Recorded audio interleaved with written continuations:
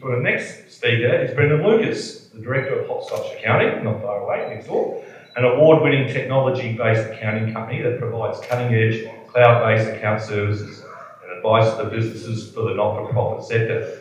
Brendan's going to talk about his experiences in the NFP sector, which his business Hopscotch Accounting does do a lot of work in. Looking forward to the insights of Brendan. Welcome him aboard, please.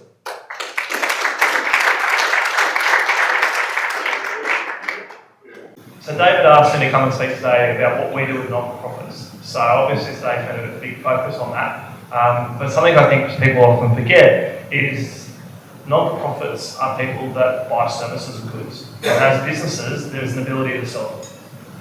So I want to talk a bit about our experience with that. And one of my clients is in the room, so let's hope they don't heckle me. So I'm the Director of Hopscotch Accounting.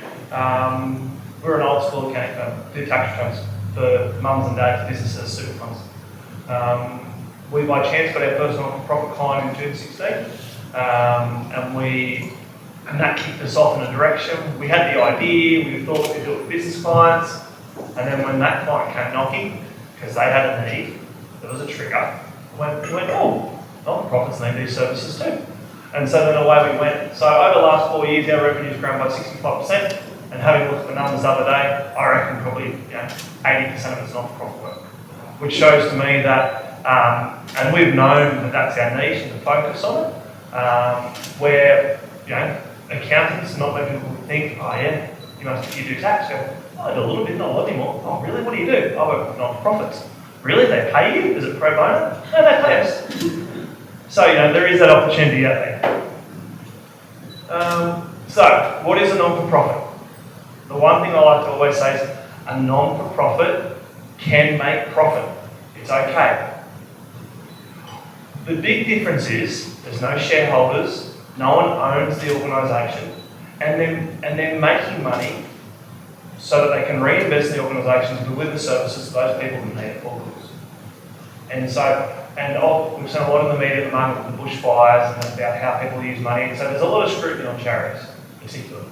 But one of the things I want to focus on, it's okay for them to make money, hence they want products and services that help them be more efficient so they can do more. And one of the big things is, so these foundations that have shut down the last couple of years, we think of White Ribbon, Shane Warne, even when they close down, it still can't go anywhere, it's got to go to another charity or whatever. So the idea is when you donate, there's trust that money will be used for the purpose you thought it would be, even if that actual organisation changes. So a bit of stats, non-for-profit sector is massive. So for most of our businesses out there, you can get a little piece of the pie, that can make a big difference to yours. So a couple of stats there, over 40,000 charities, and this is off the 2017 charities report. Donations, requests over $9.9 million, government grants $7 billion. There's still heavy reliance on the public to actually fund their operations. Employees, over 1 million people in Australia are employed by charities. And then from volunteers, which I think is really impressive, is that I think we're about 20 million people in Australia now, so it's over 3 million people actually volunteer, which I think is a great stat. Interesting part of all this is this information is publicly available, not just at the level of big picture, but actually the individual charities, which I'll talk about later. So that's just to give you a bit of a snapshot. The one I focused on was let's look at 250k to 10 mil turnover, which is our target market. 28% of all those 44,000 charities are in that bucket. So we can take out the Smith family, we can take out the small sporting club, which is run purely on volunteers. There's real businesses in there that turn over serious money that have a budget to spend. A non-for-profit is still a business, and that's been my biggest challenge the last couple of years, and probably why people have come to us because they've realised they needed to change their mindset, and they are trying to run like a business. Not everyone relies on pro bono. Pro bono and volunteers does make a big difference to volunteers, to non-for-profits. But given those turnover figures, we're sure there is still money that needs to be spent. Because some things that the charity needs to be done, they can't rely on volunteers. They do need to actually spend money. Biggest thing, cash flow with most businesses. If your client's government funded, you're probably more confident they'll get paid, particularly if they're quarterly funded, you know the money's already in the bank account. And you can actually look at their financial statements often for a charity on the ACNC website. So you'll know if they've got any money or not. Wish you could do that with some of your private business clients, I'm guessing.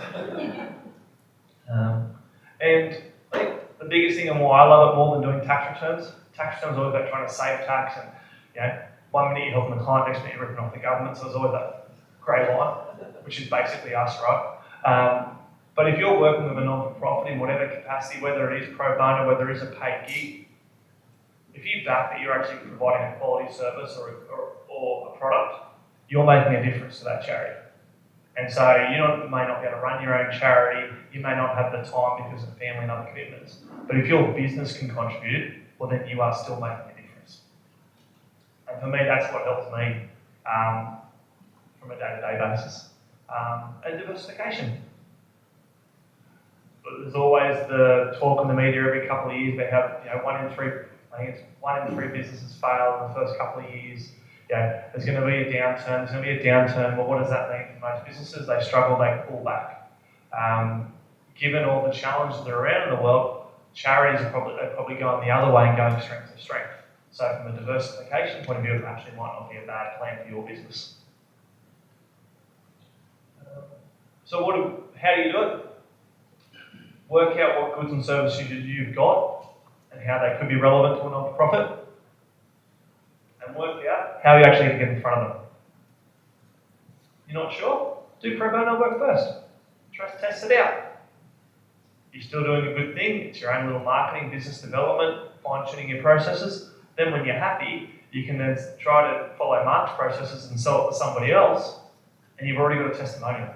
And I think that's the biggest thing with most new offerings. Yeah, but does it work? Yeah, it does, because I've already done it for these guys. So I think that's a big play. And then look at it, is there a particular industry within non-for-profits you can focus on? So we actually focus on community transport, and that worked wonders for us because we found it's a very close-knit group. They all talk, they have regular meetings and committees. All of a sudden, I have one of my clients actually handing out all my business cards to all people in the room.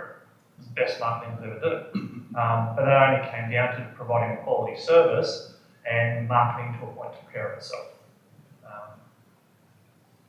And do your research. So there's no excuse to, even no matter how you find out about the charity, it's so easy to get information about them compared to a private business, which may be a little bit more closed. You can do your research, whether it's just your online, your normal searches, or with the ACNC, which is that little bit of point of difference in looking at charities. And so this was just a quick example of what you can do. So this is the ACN website. We hosted a lunch with the Commissioner at the end of last year. They're actually revamping this website over the next couple of years, so they'll have even more information focused on giving donors more insights into what the charities actually do, or if you have a certain cause, you can actually go and find charities that look after your cause. So you might not know who it is, but looks after heart disease. So if you go and look up that, you can find the charity you want to donate. Flip side, that could help you if you're targeting a certain type of client in the non-for-profit space. So you at the moment you can search, so it doesn't come up real clearly there, but I've searched for the Smith family, just as an example. And then bang, here I go, there's my overview of the Smith family. And this is all the information they've provided to the ACNC.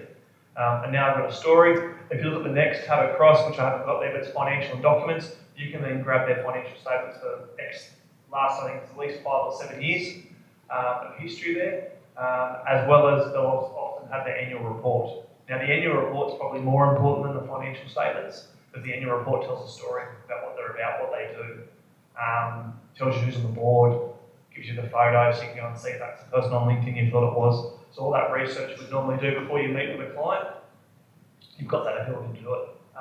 So that was a big thing for me, is going to meet a new client as a mum and dad tax client. You don't know what you're walking into. Charity client, I found a totally different story, a lot more confidence to go into that meeting. That's all about.